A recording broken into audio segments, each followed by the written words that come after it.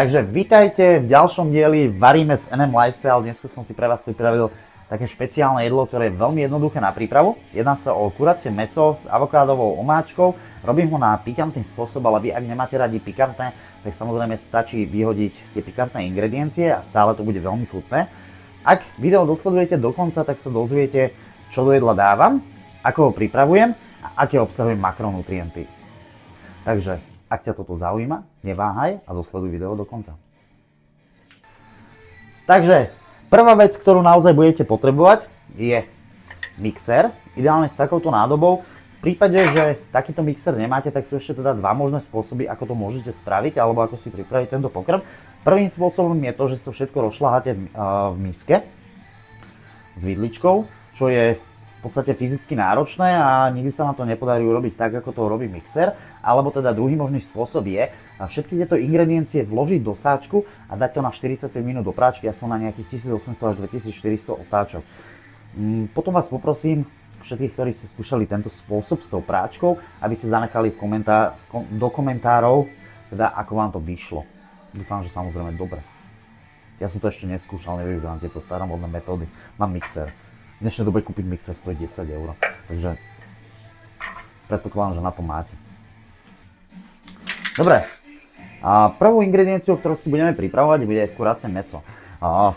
Nakrát kuracie mäso vie každý, ale ja vám ukážem teraz jeden trik, ktorý nie každý vie, a to je, jak sa zbaviť tejto hnusnej uzíčky z toho mäsa. Budete na to potrebovať vidličku a servítok, takže sledujte ďalej. Lebo keď som to prvýkrát videl, som bol z toho hotový. Takže, nájdete si tú uzdičku, dáte tam vidličku, chytíte to, potiahnete uzdičku preč a toto vám ostane v ruke. Akože, chápete to? Jaký trik, že? Úplný life hack. Takže, akurát si krájam mäso, hej. Myslím, že na krájanie mäsa nie je nič zložité. Je to super vec, dokážete pri tom rozmýšľať nad čímkoľvek. Môžete si kľudne predstavovať, aj porcujete kľudne niekoho, ak vám to pomôže, alebo ak sa voláte nejaké Dahmer, alebo nejako podobne, ak nosíte okuliare. Ja, keď krájam mäso, tak preferujem naozaj ho krájať v podstate na také štvorčeky. Môžete kľudne zvoliť aj pásiky, je to úplne na vás, akým spôsobom to spravíte. Jesť to budete vy, pre mňa za mňa si tam dajte aj celé tie prsa. Hej. A potom sa nesťažujte, že to bolo na hovno. No. Takže tak. A tak toto krája. Úplný gadži.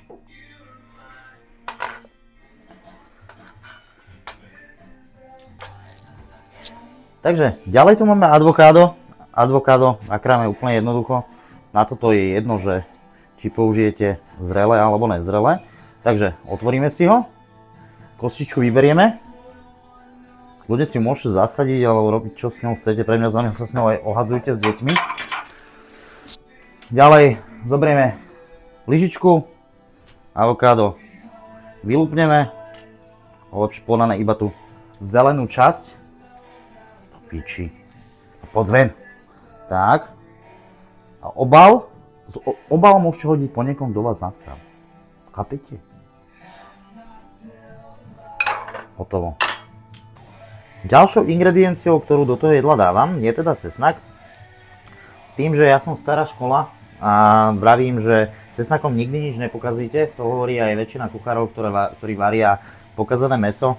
Ak tam dajú viacej cesnaku, tak nie je proste cítiť, že to mäso je pokazané 2 týždne po záruke. Ale hlavný dôvod, prečo ja preferujem alebo dávam tak viacej cesnaku, je ten, že ja som stará škola a vyrastal som na filmoch o upíroch, ako je Blade, hej? A vtedy viem, že proste nechcete, aby vás taký upír stretol. Čiže proste nebojím sa tam toho cesnaku naozaj najebať, alebo lepšie povedané slušne dať, hej? Pre family friendly content. S tým, že kľudne, ak tam dáte 4 alebo 5 týchto strúčikov, hej, nie tých veľkých strukov, tak tým absolútne nič nepokazíte. V prípade, že ste vyrastali ale na iných filmoch, ako je napríklad Twilight, ne, a vidíte tých upírov trošku ináč ako ja a chcete, aby sa vám taký upír, jak bol ten Edward pri South Krku, tak pridajte k tomu cesnaku aj troška kyanidu. Dobre?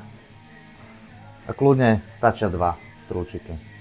Ja osobne ostanem teda pri tých 4 až 5, je to chutnejšie.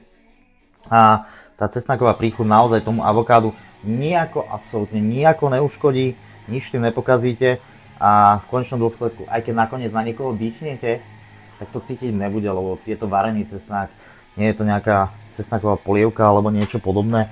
Kľudne odporúčam toto jedlo aj pred stretnutí s klientami, pred rande, hej.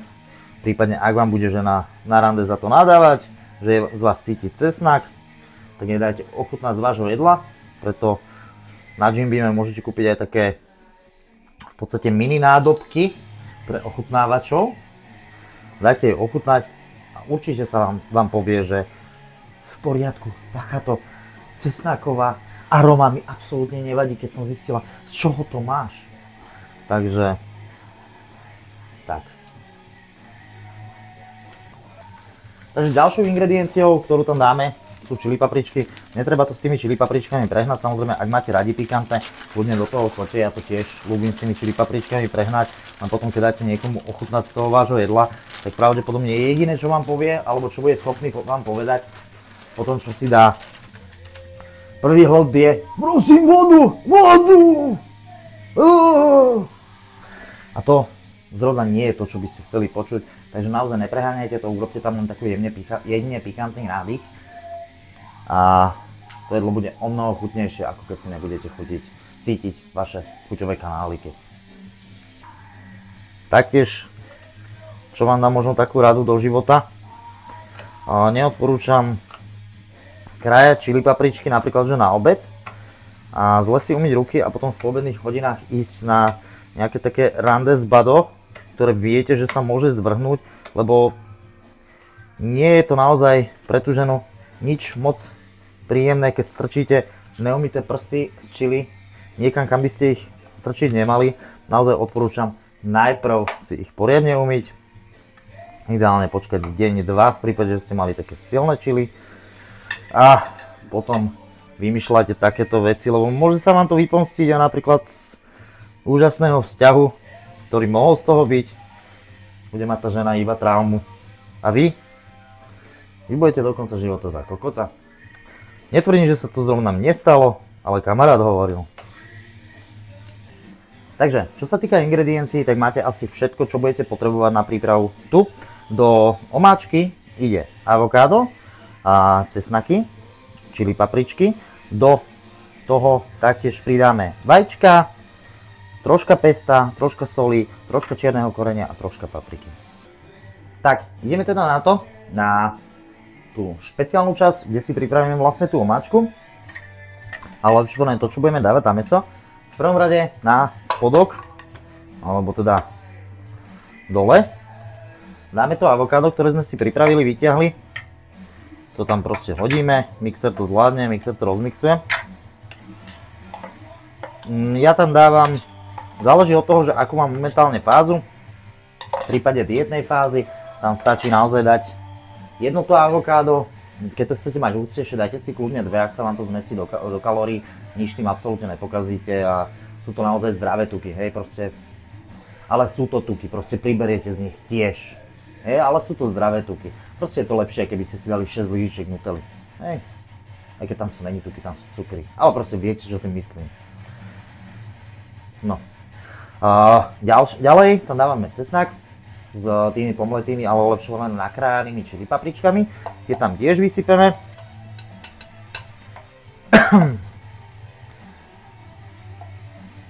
Ďalej pridávame, ja osobne tam pridávam troška mlieka, alebo taktiež môžete dať aj smotanu. Je to naozaj na vás, ktoré si zvolíte, ale idem tam iba cca deci. Taktiež do toho dávam 4 vajcia. Vajcia tam dávam kvôli tomu, že keď to spravíte, je to potom také troška hrúdkovejšie a taktiež vlastne tie nutričné hodnoty toho jedla sa o mnoho viacej zvýšia. Takže 4 vajíčka.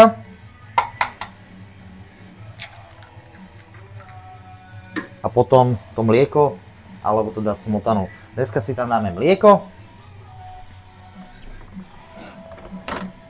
Naozaj iba cca deci, aby to nebolo moc riedke. Tak. A ideme to, čo? Mixovať. Čo je tá moja najobľúbenejšia časť. Ešte som zabudol na to, že teda dávame tam aj korenie. Ja osobne do toho dávam kari. Neskutočne milujem kari, proste kari dávam do veľmi veľa jedál. Tým, že cca jednu kopcovú lyžičku kari, jednu lyžičku sladkej papriky. Neodporúčam do tohto jedla moc dávať tú pikantnú papriku, lebo v podstate už tam máme čili papričky, čiže bolo by to veľmi náročné pre váš ranný rituál. Hej. Nemám momentálne korenie také, čo by som vedel čierne dať takto, ale taktiež dávame cca jednu lyžičku čierneho korenia a jednu lyžičku soli. Tak. Takže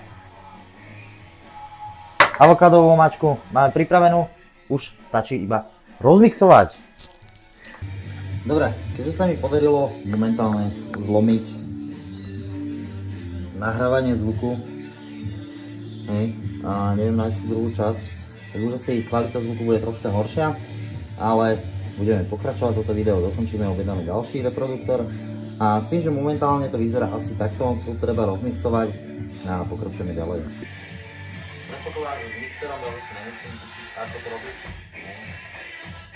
Zase, aby som mal ísť na doučovanie podľa toho, ako to tam ide.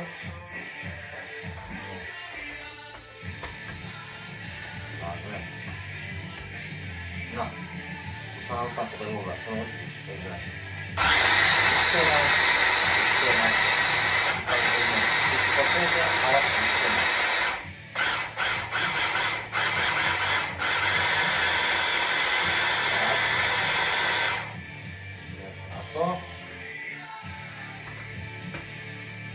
Vyzerá to fajn. Aj to fajn voní. Až fajnejšie to bude chutiť. Dobre, momentálna konzistencia vyzerá toho asi takto, nejako. Nevyzerá to moc chutne, ale chutiť to bude.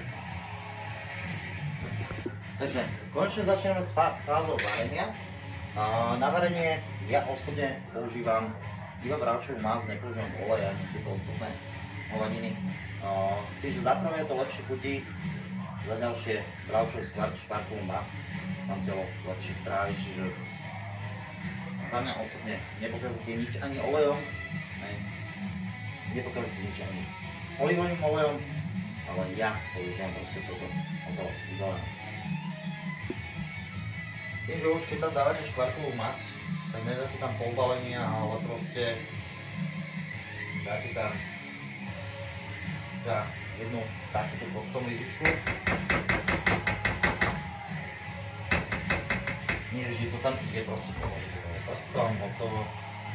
Tak. Vybavené. Počkajte, kým sa to zahreje. Takže, keď už máte v podstate olej poriadne rozohriatý, teda nie olej, ale tú bravčovú masť, tak začíname pridávať mäso. Môžete si tam kľudne pridať aj cibulu, nič tým nepokazíte. Ja osobne do tohto potrebujem cibulu nepridávam. Hodíme tam kurabšie mäso. Tým, že v podstate máme cesnakový základ, tak ja použijem korene od Vitany, grilovacie cesnakové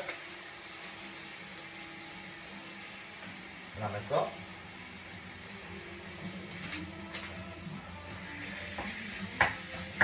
Je to ako základ mäsa, nie základ od mačky, hej, s tým, že používam to, robím to týmto spôsobom kvôli tomu, že jedno je omáčka, ale druhé je to mäso, keď ho začnete kúsať, tak aby tiež malo nejakú chuť. Dáme prvú vrstvu, potom mäso rozmiešame, dáme druhú vrstvu, zase mäso rozmiešame. Tak aby v podstate bolo na oboch stranách mesa. To korenie. A keď sme meso rozmiešali, tak ďalej pridávam pesto. Pesto používam toto, taktiež kupované v Kauflande. Ja osobne nakúpim iba v Kauflande, alebo prevažne v Kauflande. S tým, že dávam cca 2 lyžičky.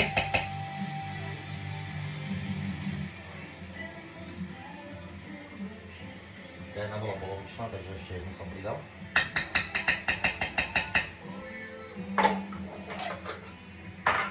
Zase rozmiešame.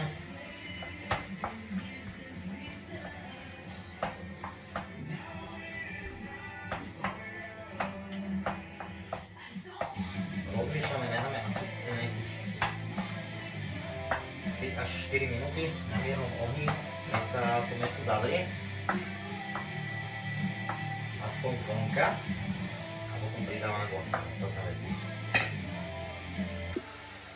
Dobre, cca po tých 3-4 minútkach, keď už vidíte, že v podstate to mäso máte zavreté, alebo príkladané aspoň trošku urobené, nie úplne, z jednej časti proste je ružovkasté a z tých iných častí je proste,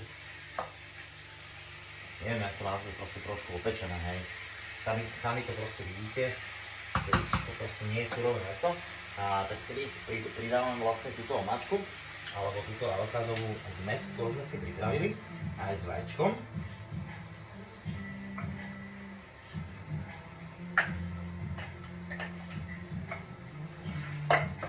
Premiešame.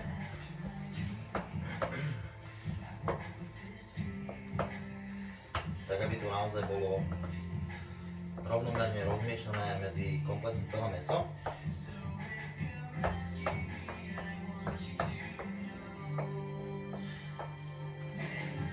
Týmto spôsobom tu zase necháme nejaké ďalšie 4 minútky cca.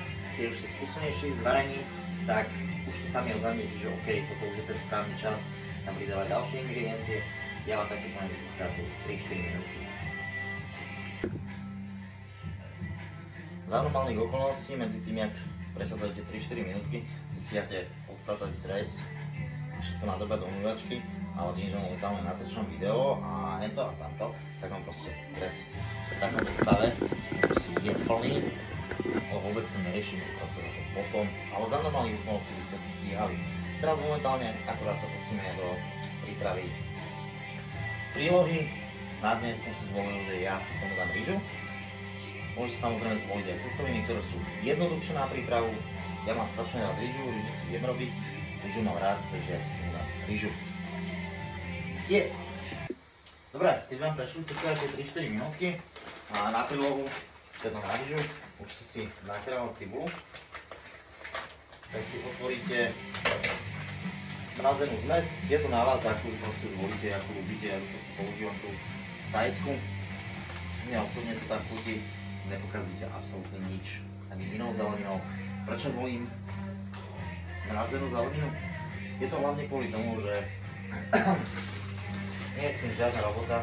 Keby si to proste toto chcete nakrájať sami, tak s tým stratíte ďalšiu hodinu a pol. Namrazené zeleniny nie je absolútne nič zlé, takže volím vždy mrazené ovocie. Za mňa osobne tieto mrazené veci sú o mnoho lepšie, alebo lepšie povedané. Áno, o mnoho lepšie. Lebo mrazí sa to vždy hneď pozbere. To je prvá vec. Druhá vec, pri zelenine taktiež. Mrazí sa to hneď po tom, ako to nazbierajú, nakrájajú. Čiže nečaká to zbytočne niekde. Keď si dáte čerstvé ovocie alebo zeleninu, to proste to cestujeme kamionom a teda. Takže volím túto variantu. S tým, že ešte tam pridám aj čerstvé rajčiny. Ja osobne ich tam ľúbim, ich tam nemusí dávať, stačí vám to, ale proste ja si ich tam dám. Dobre, s tým, že rajčiny nejako nekrájam ani nič podobné, dávam tam celku. Používam cherry rajčiny, ktoré sa mi za normálnych okolností vždy narozkotulajú po celej kuchyni. Dávam tam celé balenie. Keď to budete robiť dostatočne dlho, tak 4 rajčiny sa rozvaria a urobia vám tiež po takú veľmi príjemnú konzistenciu v tom celom.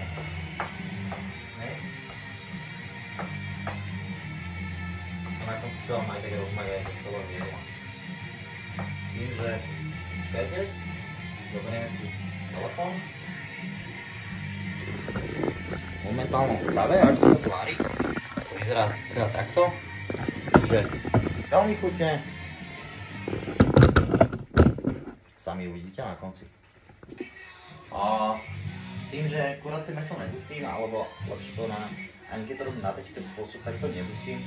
Je to kvôli tomu, že kuracie mäso to nepotrebuje a ja osobne mám radšej, keď proste tá šťava a tá zbytočná voda zmizne. Hej? Čiže nedusím to, nenechám to zbytočne nabupnať to vodou, takže je to na vás. Ak to chcete viacej šťavnaté, kľudne to zavrite a takýto dusík, ja to tak nerobím. Takže ideme na to, ideme pripravovať rýžu. Ja osobne, základ rýže je teda olej, dávam tam, aký olej?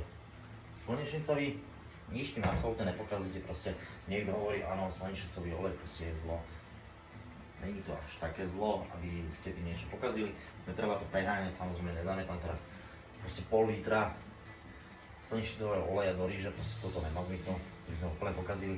Ale na ten spodok, kde uškvaríme vlastne cibulku ako základ tej rýže, tak je to fajn. Dobre, keď už mám olej rozohriatý, ja to vždy robím tým spôsobom, že si dávam zvlášť vodu zohriať vlastne v konvici. To môžete určite urobiť aj vy, čo odporúčam. Dáme robiť cibulku. Samozrejme na rozohriatý olej. Stíšime. Počkaj, kurva. Rozmiešame, dáme trošku slabšie. Cibulku robíme sa tak do zlatista. Môže trvať asi nejaké 2 minútky, keď už to máte naozaj rozhriaté. Viac určite nie. Takže si aj premiešame mäsko.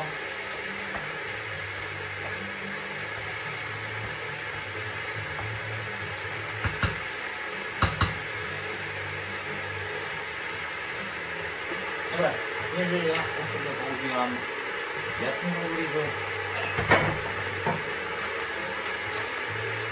Je to úplne jedno, ak použijete rýžu, to sú všetky rovnaké. Ja osobne používam jasminovú. Predtým, než sa nám ešte zohrie vlastne voda v konvici, než sa urobí cibulka, tak si zoberieme hrnček, lebo ako najlepšie zmerať. Dneska si dáme, že vešalky rýže.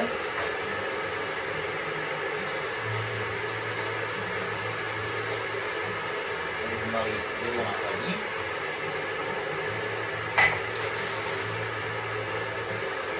Nasypeme rýžou. Premiešame. Ešte tam nie je žiadna, absolútne žiadna voda. Je to iba na tom cibulkovom a olejovom základe. Premiešame to poriadne, aby vlastne aj tá rýža nasiekla troška tým olejom.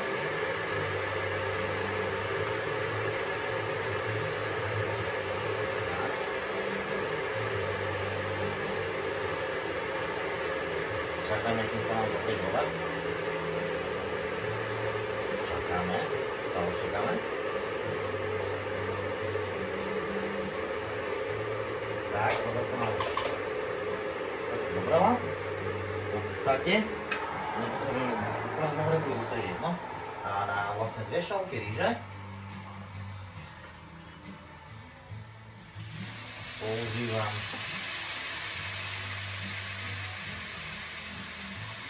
tri šálky vody. Okay. Čiže keď urobíte z 1 šálky rýži 1,5 šálky vody.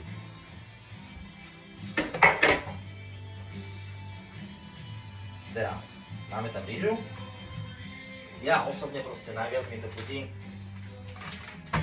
Dávam do rýži vegetu. Proste vegeta je jak moja bývalá, tiež sa mieša do všetkého.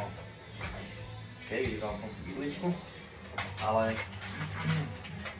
najviac mi to tak chutí s tou vegetou, proste vegeta by sa mala dávať všade, alebo nie všade, ale drží určite.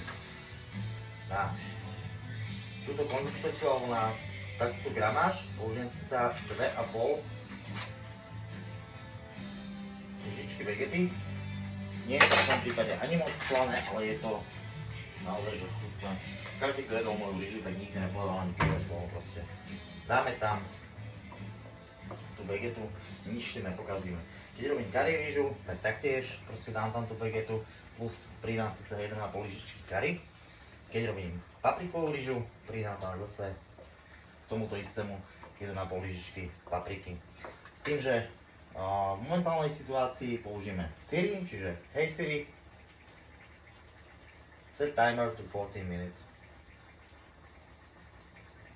40, kunda, 14, piči. Dobre, čiže na cca 14 minút si nastavíme Siri, ktorá vám odpočíta vlastne čas rýže, s tým, že momentálne na rýžu už potrebujeme vrchnák, lebo rýžu dusíme, keby ste ju robili bez toho, tak neviem, ako by chutila. Neskúšajte to. Ak máte radi rýžu, neskúšajte to. Nie, toto je no-go zóna. Hej?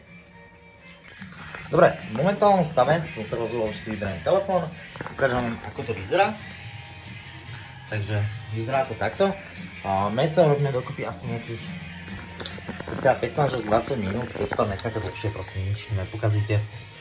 Keď zvolíte túto konzistenciu, meso nebude preverené, ani nič podobné, bude mäkšie. Jediné, čo tým získate, je, že proste rajčiny sa,